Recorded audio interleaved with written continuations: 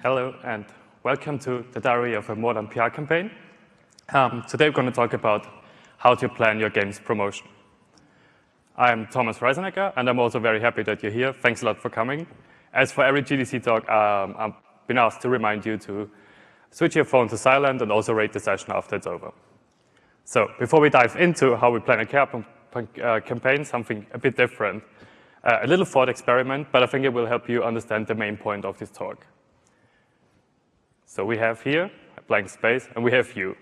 And that's you going to meet a friend at a coffee. And suddenly you see someone coming up to you, poking his head out. He walks up, comes closer, puts his hand up, has a cup of coffee there, and says, "Do you want to buy this cup of coffee for $3? Just made it. It's really good." What are you going to say? Hell no. Like, I don't know who you are. Why should I buy a cup of coffee? This is weird.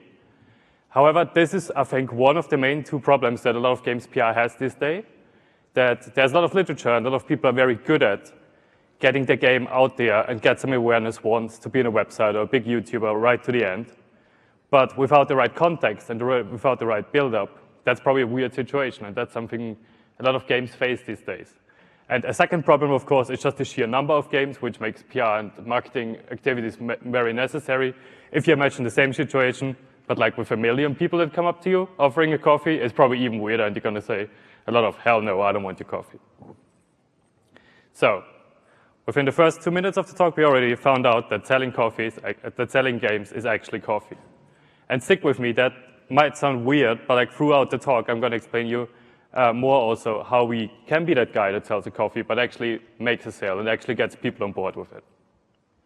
So topics for today, the first half is going to focus on what really sells a game, and the second half is going to focus on the 5 phases on a PR campaign. So that's a bit more practical bit. And in the end, there's going to be a short summary. And obviously, this is a very broad topic, how you plan a whole PR campaign. So I can't go into detail into every aspect of it. However, what I can do is try to show you the big picture and then refer at points where I have some good literature or some good links, refer you there so you can look up details for the more detailed task within the PR planning. A few words about me before we start properly. I'm Thomas Reisenegger. I founded Future Friends Games. It's a small PR agency in Brighton in the UK. And through my career, I've worked on over 40 games, some bigger ones like League of Legends and Smite, also some quite small ones, indie titles like A Normal Lost Phone or at the moment, Orwell, Ignorance, Strength for What the Golf. Within the talk, you will not only see my opinions and my learnings throughout the years, but also those from other people. And most importantly, I also did something called the Indie Game PR Survey, where I asked studios about their PR experience, and 128 of them took part. And a couple of those experiences and statistics you're going to see in the talk. However, I couldn't fit all of it in. So if you want to get all the data, you can follow me on Twitter, and I'm going to post those after GDC. And you can also write me a DM if you want, and I can email them to you. So chapter 1, what really sells games? Big question that was becoming more and more important in my field of work, where I saw games doing really well in terms of PR, but suddenly they're not selling. And obviously a big part of that is because there's just so many games now. But even considering that, there were quite a lot of games that did well in terms of getting their name out there, but then actually didn't perform in terms of sales. So it was a bit like my mission after a while, just like trying to figure out why this happens. So I just tried to do it, and I started looking up if I can find out what really moves the needle for a game. So the first thing was maybe the most obvious one, just looking, maybe it's just the quality of the game. Maybe it's just about making a really, really good game. Because whenever you give a PR talk, I'm sure there's people coming up to you afterwards and say like, "Look, I don't need PR, just make the best game ever." It is fair if you can do that, but just a very good game, is this enough? There's a really good Gamma Sutra article on the topic that tried to find out how many Steam games are there that have extremely good reviews, but hardly any sales. And the verdict of the article is a lot. Those hidden gems are like numerous. So just making a good game is definitely not a factor that just gets your game out there and definitely makes it a hit. Moving on, thought maybe it's the brand, maybe it's about having a good name.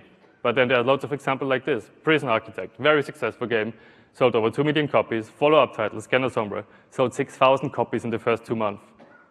So you can see that even with a big name or a big brand, it doesn't guarantee that you're going to be successful. Maybe it's the media I thought. Maybe it's about being on a lot of websites. There's an example I worked on, it's called Blackwood Crossing. It's a very nice narrative game. It did extremely well in terms of PR. It got nice reviews, it got good coverage. In the end, however, it didn't sell well. It was selling, according to Steam Spy, 5,000 sales in the first 6 months. You see, that's not nothing, but that's not impressive. Moving on, maybe it's YouTubers and streamers. This is something that came up quite a lot, I think 1 or 2 years ago, that people said, like, if one of the big ones covers you, this is going to make it for you. But then there were a lot of threads coming up like this. Then Marshall made a game called Kickman. It was covered by a big YouTuber, has 7.3 million subscribers, gets 70,000 views, which results in 15 copies of sales. So you can see also a big YouTube video doesn't necessarily mean you're going to sell a lot of copies.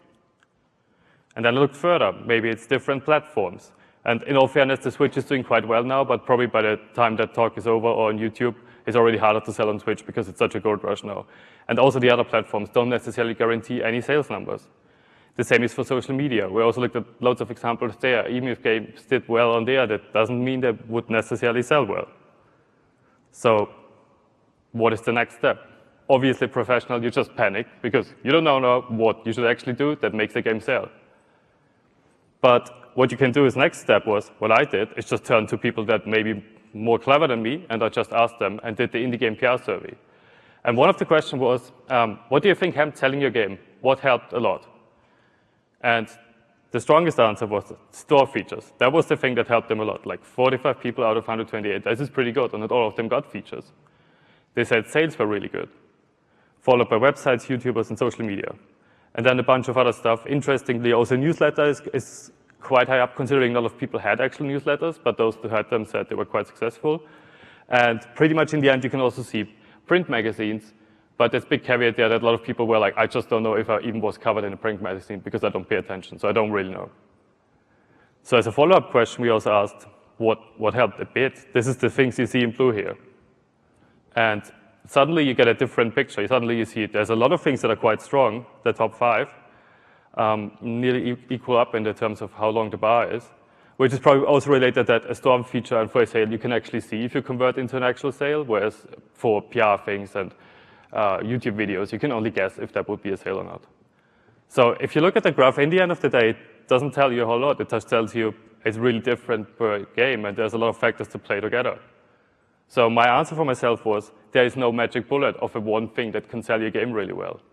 However, there is a couple of games where there is a magic bullet. There's like PUBG did it with Twitch, and Cuphead just looks really good and gets featured by Microsoft, but that's not an average game. If you talk about 99% of the other games, they're going to have to figure out something else.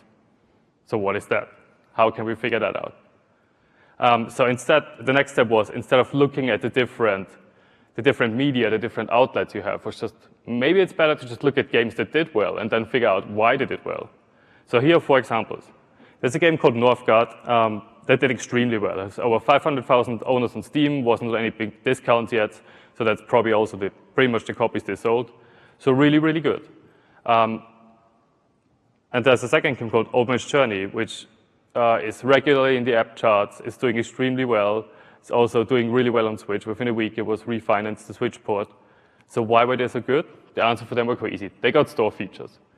Northgard was doing really well in terms of Steam. It's a strategy game. It got really well reviewed, and Steam just kept recommending it, and then it became very successful. And after they've been very successful, they got more PR feedback. And Old Man's Journey is a game that looks extremely beautiful on an iPhone. That's also what Apple knows. They've been featuring this game a lot.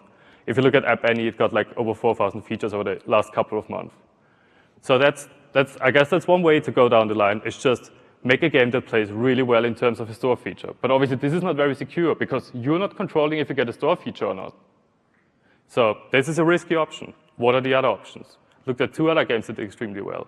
One is called Niche. It had a Kickstarter. It had phenomenal community building campaign. And in the end of the day, it had over 80,000 owners on Steam, again, without really big discounts or anything. So it did quite well in terms of how big the game was. And another game called The First Tree by a solo developer called David Wheely did also extremely well. And he did a really great post-mortem that shows you how he did well. And this is what I call a launch build-up. This is a second route you can go down. This is a longer PR campaign where you really work it. But in the end of the day, that usually, especially in the climate of today's PR, really tends to pay off. We look at David Wheely's post-mortem, just very short here. He just basically showed a graph how much website visits he gets. And as you can see, he has loads of different spikes from little activities. That is like his stats he had for launch is really good, but he explains really well how he got there. It was not one big thing. It was a couple of GIFs going well. It was a couple of Reddit posts going well, a couple of Imgur posts. So he really worked it. And with everything he did, he got up more newsletter signups and really built a community that helped him along the way, also in terms of media, which I will explain in a bit. So the area I want to focus on today is the launch buildup. Not because aiming for a store feature is bad, but you can build up for launch and still get a feature, which is fine, but you cannot just focus on the store feature that wouldn't give you the build-up. So it's a more risky way of the two. So in the end of the day, why did those two games sell well? And I think this is best explained with this graph. This is called a sales funnel. And a lot of PR, a lot of studios, I think are very focused and very good at the first stage, getting awareness, just getting the game in front of people. This is something, there's a lot of literature on this topic. However, if you only see the game once, that's like the guy that just holds a coffee in front of you. That probably doesn't convince you to buy it. If you think about it, which games you buy, it's probably the ones you see in an advert, in a couple of articles, in a couple of YouTube videos, and they keep coming up, and you're like, oh, there must be something about this one. It keeps coming up. So that's what we call the consideration phase. That's where we want people to get in the next step. And after that, if they still keep seeing it, or if they find the game is really cool, they probably become your customer. And that's your goal. So it's not just getting the awareness, because that's the first step, and it's very helpful. But without the necessary means, you don't get them to become a customer in the end. And if they like your game, or you're very good at even talking to them later on, you probably make them into fans. So if you know about that, one really important thing is, if you have a small or mid-sized game, whatever you do, you always have to think about how you can get your audience to become a customer or a fan. And one way to do it would just be on website articles all the time, be on PC Gamer every day. But this is really hard. So what you want to do is, you want to find a place where you talk to people. This could be a Discord, this could be a newsletter, this could be something where whatever you do, you try to get people there. Because once you've signed them up, once you've liked the Twitter page, you can directly talk to them, and you don't depend on outside sources that maybe feature your game or maybe not. So this is, I think, really important in the beginning to already figure out where do you want people to go. A really good example was Descenders by Mike Rose. What they did was they made a free beta, but you could only get it if you sign up for the Discord. So they knew if you sign up for the Discord, they can keep talking to you. There was a really good Kickstarter called Nimbatus. And if you want to play the demo of the game, you have to sign up for the newsletter. So again, they already thought about how can we talk to people after they've seen this demo. And another thing about the sales funnel, which is a bit unfortunate, is it only looks really nice here because it adds up with the colors. It actually looks a bit like that. So it's way harder to transfer those people down those different ranks through reminding them and through sending them different things. And this was, by the way, made by a really good blog post by Chris Zukowski. So next up, we want to look at how we actually, knowing that, how we do that PR campaign. We do that in 5 phases. And this PR timeline, it's probably something you've seen before. And I think the big 2 important things on that is the game reveal. So it's not the announcement, but the reveal, what I understand it is the first time when you have a big trailer that you send out. The first time you contact press about it. So you can maybe talk about it before in the pub, and you try to make a couple of tweets, show it to some friends, but the reveal is the time when you make it official. And then there's the launch. And as a PR person, most people come to me here. This is a couple of weeks or a month before the launch. This is usually too late. You can make a game a bit bigger there, but you can't really make it blow up if it wasn't good before that. This is the equivalent of someone, if you're the coffee guy that wants to sell the coffee, and you just one day before you start selling it, and you're just like, oh, take 50 flyers and just put them out somewhere. This is not gonna do it. So actually, your whole PR campaign is just the whole thing. Game development is PR and it's marketing. As soon as you start working on it, you actually make something you probably want to sell, and every decision you make on the way is working on this goal to make that game sell and get it out there. It doesn't matter if it's the name, doesn't matter if it's a website, all of those things. So the first phase, 5 phases in total we're going to talk about, is the setup phase. And this is, I think, by far the most important phase. This is one a lot of people don't take as much time as they should. And I think, as advice, if you can hire a PR professional, if you get some consultant, if you have a friend you can ask, how they did their PR, and they can help you a little bit. This is the phase when you want to get them on board. Because what we actually do here is this, it's when you learn to brew a coffee that people actually want to buy. This is really important. If you're good here, if you make something that people want, and you can also describe it, all the other way along the line is quite easy. But it's really hard if you make a really bad coffee, even the best sales team can't get it out there. So the top 5 things you want to do in the setup phase, the number 1 is you make a game that people care about, and you learn to talk about it. And what I mean by that is, there's a lot of very similar games. I've seen so many people contacting me with really good puzzle platformers. And it's a shame, because they're going to be good games. They're going to be 8 or 9 out of 10s. But there's so many good puzzle platformers that is not enough. You need to have a 10 out of 10 if you want to have a good one there. Whereas on the other hand, I worked on a surfing game called Surf Ulteriors. And let's just say it was not Game of the Year. It was all right. But it was extremely easy to PR it. And the fact for that is just there wasn't any bigger surfing game in 10 years. So it really, your PR starts here, just picking someone that's going to be easy to promote, that people have an interest in. This is called the difference between push and pull PR. Push PR means you make something that people don't necessarily want that much, and you just push it on them, which works. You can get on websites if you're good PR people. You can buy advertisement. But you're always going to get stuck in the first phase of the sales funnel. You're always going to get awareness, but they never go into consideration because they're not actually that into that game. Whereas pull PR is something, you make something quite exciting that people want, and then it's quite easy to get it out there. And that also plays along with press. Press usually covers things that they think are either big already or going to be big very soon. And then they cover it, and people click on it, and press is excited, and they cover it more, and people click on it more. And this is the circle of the life spiral, that's what it's called in the blog post I found. And again, if you don't have that spiral that keeps kicking off, you're going to have a really hard time further down the line. So once you figured out what game you want to make and what should have an appeal, you want to learn how to talk about it. 3 things I usually do before I start working on a game more openly is I make a friends test. This is, you go to a party, you go to your friends. These has to be really good friends, like the honest friends, the friends that would tell you that you have a bad haircut.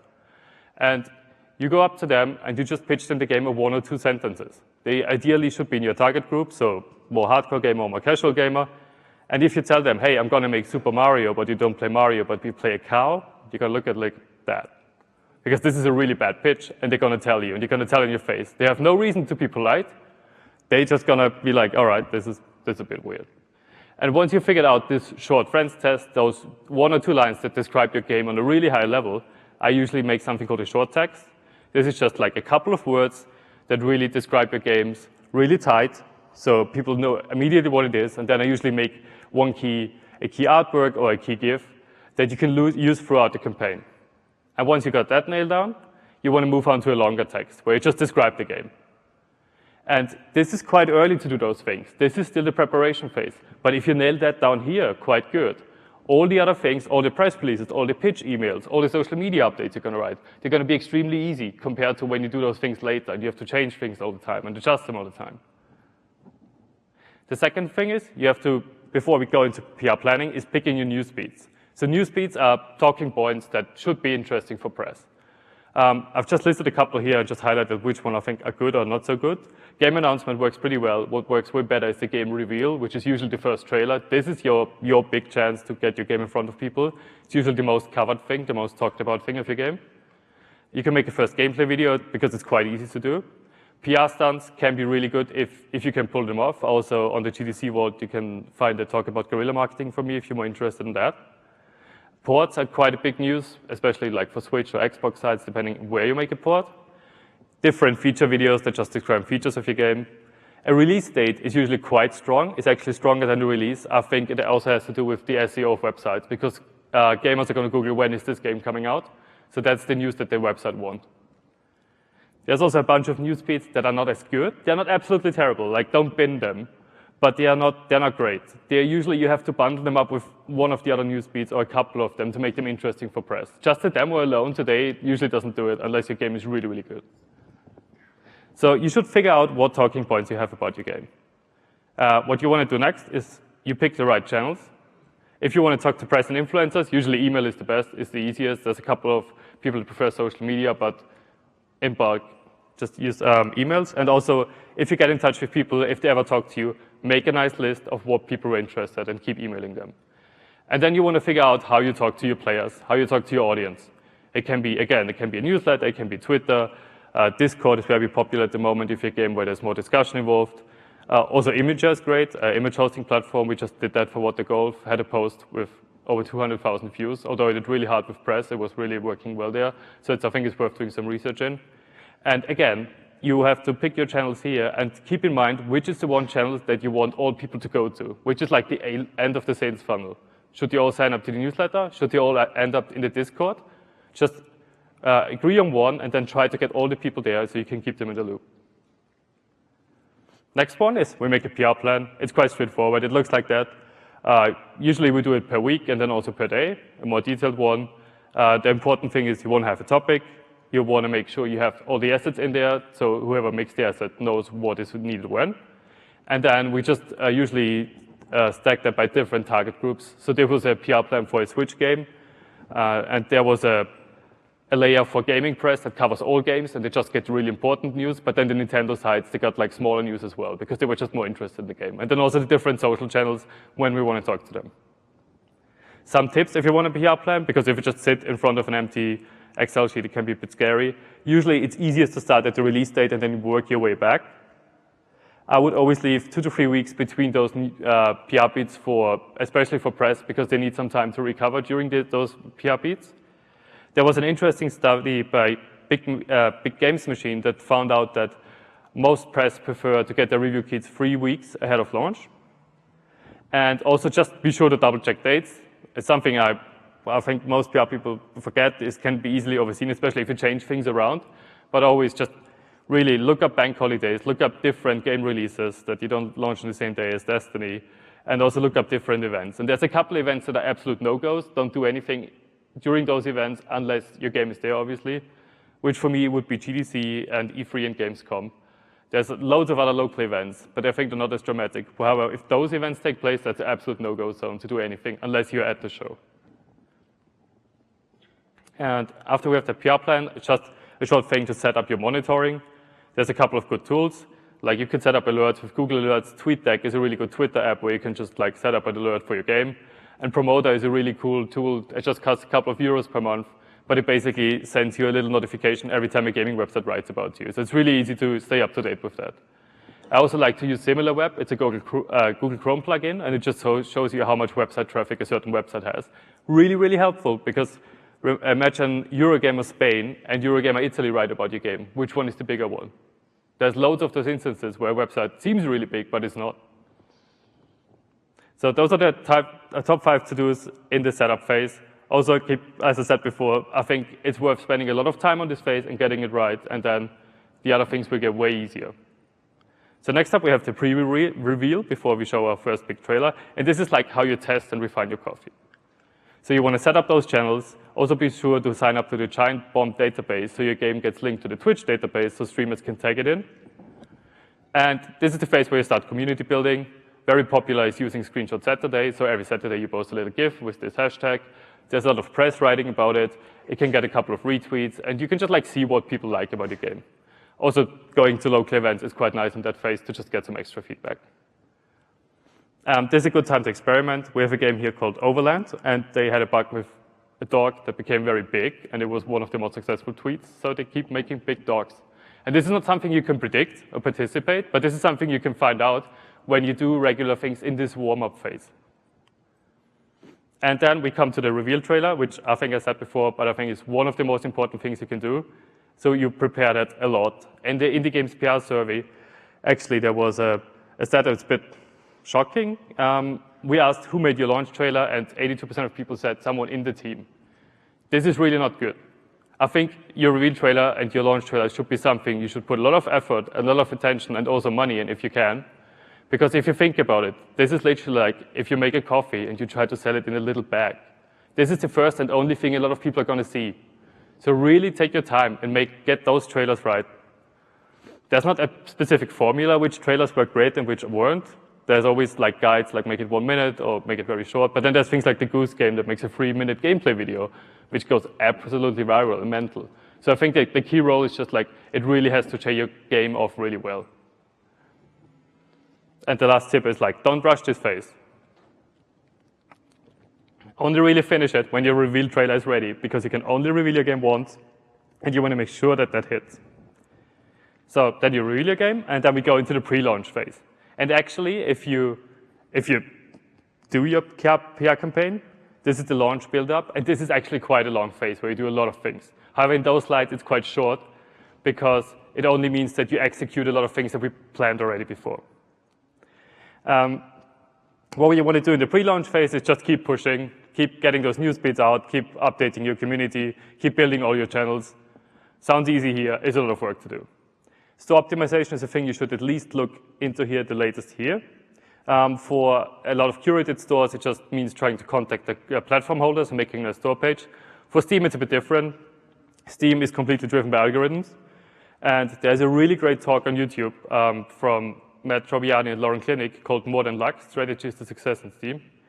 Definitely recommend watching it. It really explains you how the algorithm works and what games Steam pushes out. It basically, Steam looks into how much money you make them per second. So it's not so important how much money you make, it's important how much money Steam makes. A couple of notes just on that. What is really good for Steam store optimization is also always keep in mind you don't want to get as many people into your game to buy it, you want to get the right people in, because they should not leave bad reviews. They should like your game. A really good example is Superflight, a small indie game from Berlin. And what they said in the short description is, this is a great game to relax for half an hour and chase the latest high score. This is not something usually a PR person would recommend you to say, because that doesn't sound great, that doesn't suggest anything major. But it just really tells you what the game is, and people loved it, they bought it, it got recommended, more people bought it. So it's quite good being really descriptive and really honest here. In this phase, it's also a good time to attend shows and do different previews. There's a really good blog post series on the website of icopartners.com that goes through different events and explains you what is what and what to do. There's a really great GDC talk about how you should build a booth at an event so you get attention from people. And the one tip I can definitely give you, if you attend an event, make your press appointments beforehand, a couple of weeks if you can. You won't catch them on the show floor. It's really important to set it up before. Also, if you send out your news feeds, if you contact press, try to think in headlines, help them write easy headlines about your game.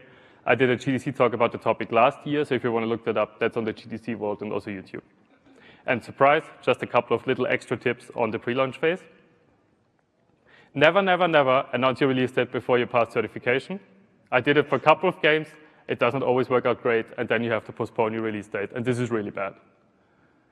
You can also use your community to get on board with streamers and YouTubers. This is something you see in the tweet that Mike Rose did. It was just like saying to his fans, do you have any YouTubers you like? Just ping them, and I can send them a key. And actually, that tends to work quite well. If they get a lot of pings from people that say you should play that game, they will pick it up after a while.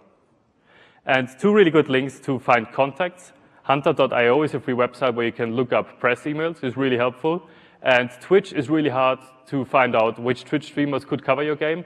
And there's a site called Twitch Metrics, which is great because it shows you different streamers per country, and you can filter them by game. It's really helpful.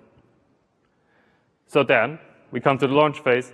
And this sounds like a big thing, but if you've done all that quite well, actually launch day is not that crazy. It's more like a launch party.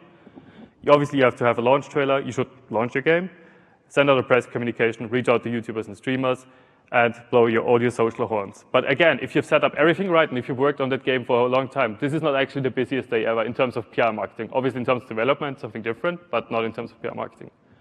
One important thing is I would definitely encourage day one reviews, especially on Steam. It's really important to get reviews. There's a newsletter from ICO Partners that shows how many games came out each week on Steam and how many didn't get any reviews, and there's loads of them. So if you have a community, definitely try to get them to review a game or get their friends to review the game. So the last phase is the post-launch phase. This is about staying relevant. There's a game called Armello, and it actually had its second biggest days after 2.5 years it's out. But then in the indie game PR survey, we actually saw that most developers, 60%, stop promoting the game 2 months after release. So why does this happen? It probably has to do with how successful the game is. There's a really interesting blog post that tries to figure out if you can predict Steam sales from your week one sales. And basically, the formula I found out is that whatever you're going to sell in week one, if you multiply that by 5, this is what you're going to sell in the first year. And it seems to be obviously not super accurate, but quite accurate. Obviously, try to manage review scores, encourage players to review them, and also talk to them if something goes wrong. Follow up with press and influencers.